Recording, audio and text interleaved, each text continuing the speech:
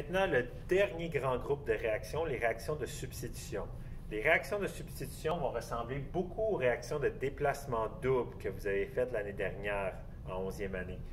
La différence, c'est que les réactions de déplacement double, ça avait tout le temps été entre deux liaisons, deux composés ioniques.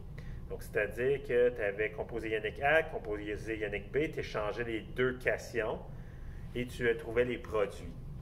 Les réactions de substitution vont être une réaction où on va échanger deux groupements, mais ce ne sera pas des liaisons ioniques. Ça va être des liaisons covalentes qui vont être brisées pour pouvoir échanger des atomes.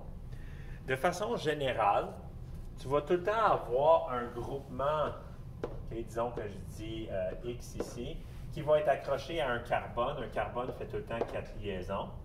Et tu vas avoir une autre molécule qui a deux groupements aussi.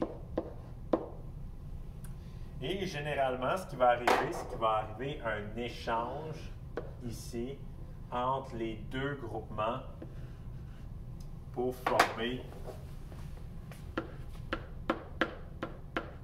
ça ici. Donc, ce que j'ai écrit, ça semble bien simple, mais la grande difficulté, ça va être de déterminer qu'est-ce qui est X puis qu'est-ce qui est Y. Parce que si tu échanges X et A, tu ne vas pas avoir les bons produits. Fait que moi, je vais te donner des trucs justement pour arriver à pouvoir identifier qu'est-ce qui doit être échangé dans les réactions de substitution. Et je vais même te donner un truc aussi avec le brise de liaison, forme de liaison que je vous ai montré dans les autres types de réactions. Ici, en gros, c'est qu'on va pouvoir déterminer la différence d'électronégativité. Donc, quand on va regarder sur le tableau périodique, le plus électronégatif de ces deux éléments-là attire davantage les électrons, donc va être un petit peu négatif. Ça va être la même chose dans la liaison ici. Il y aura toujours un atome qui tire plus sur les électrons, qui est plus électronégatif que l'autre. Et ça va être important lorsque vous faites l'échange de toujours échanger le négatif avec le négatif ou le positif avec le positif. Comme vous faisiez dans les réactions de déplacement double, vous échangiez tout le temps un cation pour un cation ou un anion pour un anion. Donc, si je vous donne un exemple, disons, plus concret, ce serait celui-là ici.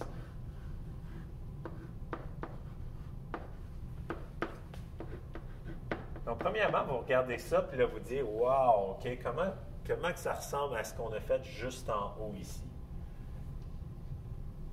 Bien, ça ici, ça va être le carbone, puis ça va être l'atome, le fameux X qui était là ici. Si on détermine la différence d'électronégativité entre le carbone et le brome, on voit que le brome est plus électronégatif que le carbone. Ça veut dire que le brome, je donnerais une petite charge négative. Là, après ça, je regarde celui-là ici, puis je ne vois pas de liaison. Bien, en réalité, il y a 3 liaisons. Il y a 3 liaisons entre l'hydrogène et l'azote.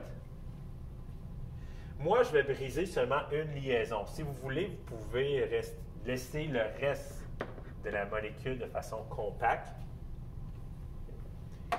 Et là, je vais échanger les deux. Donc, ici, encore là, il faut que je sache c'est quoi qui est positif, qui est négatif.